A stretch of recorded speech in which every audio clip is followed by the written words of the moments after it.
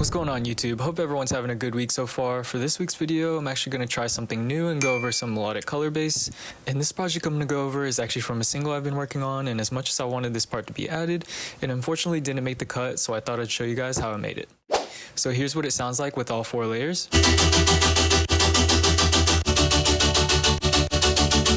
So first thing I did was I bounced my drop synths into one audio file that sounds like this.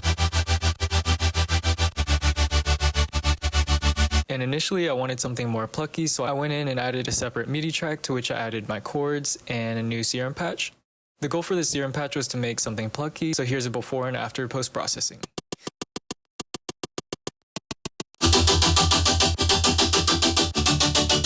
So the bulk of the main sound is coming from this vocoder, which is a stock Ableton plugin, but if you're on another DAW, any vocoder should work. And the parameters I messed with were this bands feature, the depth knob, and the dry wet knob. Now besides this vocoder, the rest of the plugins are doing some very minor changes to get the sound a bit more unique. And so first I added this comb filter, then this serum effects that has a phaser and reverb on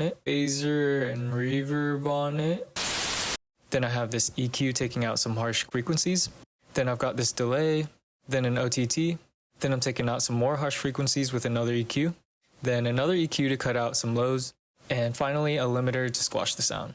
And while this layer itself sounds pretty cool, I thought it needed another high-end layer to add some nice texture to it. So I created another vocoder, but this time I used a different plugin, which is Isotope's Vocal Synth 2.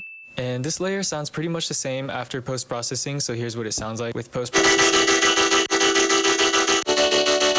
And again, the main sound is coming from the vocal synth, and there's a bunch of different tones and textures you can get from all these different parameters. But I decided to go with the vocoder one, and I'm pretty sure this is just the default setting as well.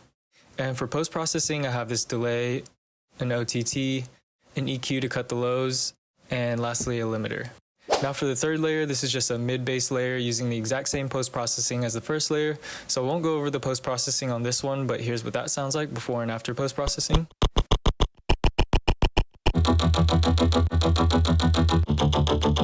And yeah, for the last layer, this is a sub with an EQ on it. So again, here's what everything sounds like together with some drums.